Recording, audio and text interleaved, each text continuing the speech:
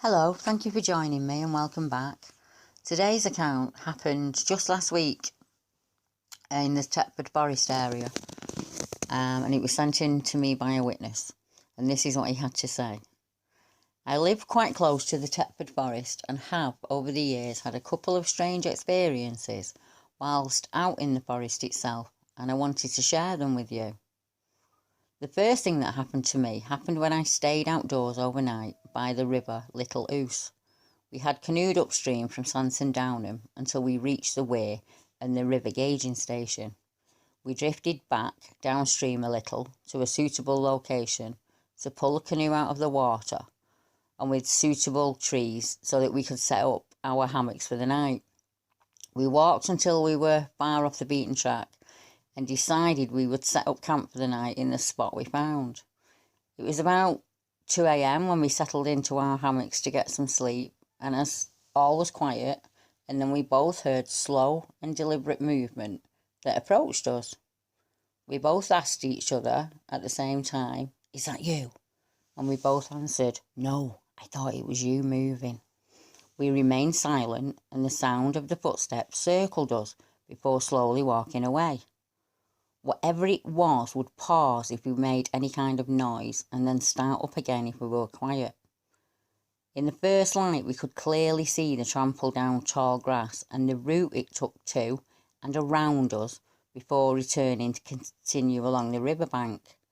There is no path along by the river where we stayed, only tall grass and very vicious stinging nettles that could sting you through your jeans. It was all really strange. Something had walked up to the camp and slowly circled around the hammocks with enough noise that we could hear them, and then off again along the river. As we paddled back in the morning, we went over what we had seen and heard to try and work out what or who it could have been. Now, it could have been a person, but I find it strange that they would be walking along an overgrown riverbank in the dead of night with no torch or light to guide them. How did they manage not to trip over or fall in the river or not to react to being stung by the nettles?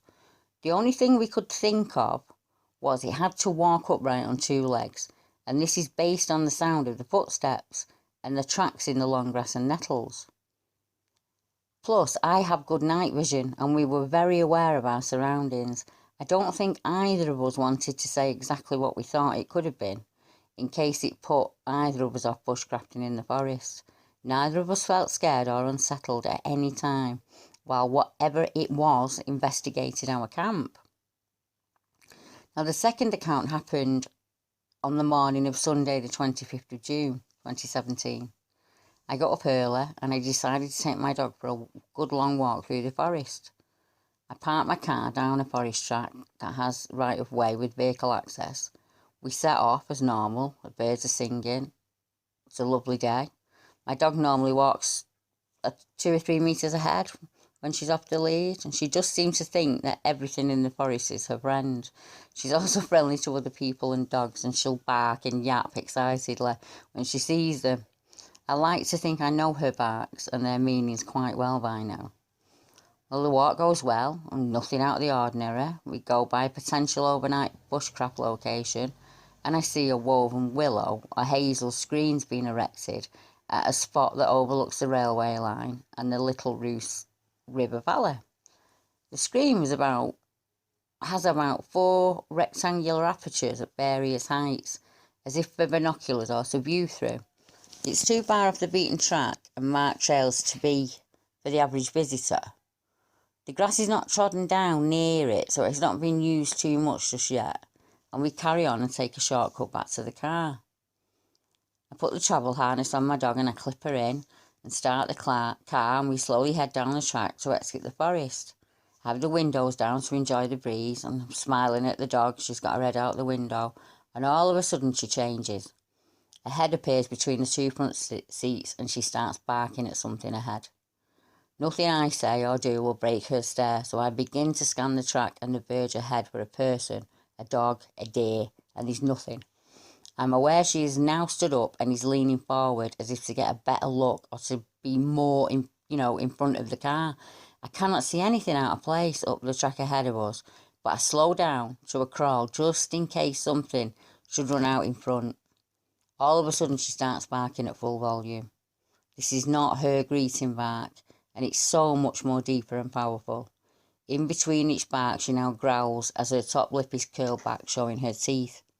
In the 5 years I have owned her, she has never ever displayed this behaviour. I stop the car and I try to reassure her all is okay. She does all she can to keep looking ahead with snarls and growls and deep, powerful barking.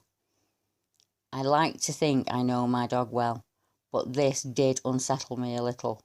I decided to carry on driving in the hope of passing whatever is causing her to be so agitated. By now she's pulling against the harness, and I've never seen or heard the sound she's making. I have also never seen her so agitated and focused on what she has decided is clearly a threat. I keep scanning the track ahead and the verges, but I see nothing out of the ordinary. As I'm driving, I try to keep my eye on her to try and see if she'll turn and face whatever it is as we pass by, but also try and keep an eye on the track ahead.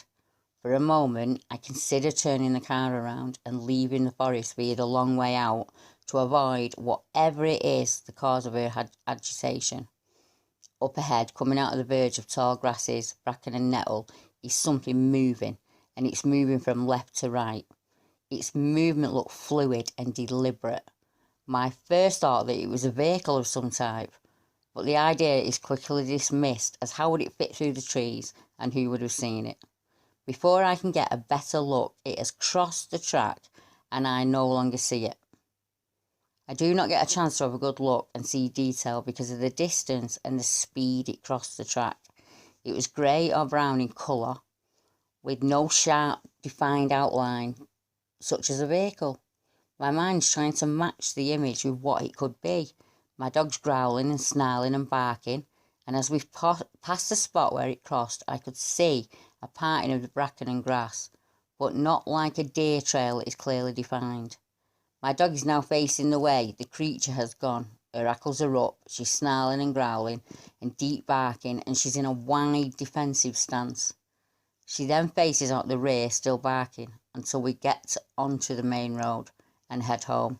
I still have no idea what crossed the path and upset the dog so much, but she has never acted this way before. I was meant to be spending the night wild camping in the forest close to the sighting area, but I have decided to give it a miss for the time being. I'm tempted to return to the area tomorrow and have a good explore. Maybe take some photos or video for reference so I can track any changes. I will bring my dog on the lead with me for 2 reasons. Firstly, for company, and secondly, to see if she reacts and gives me a warning to remove myself and her from the area.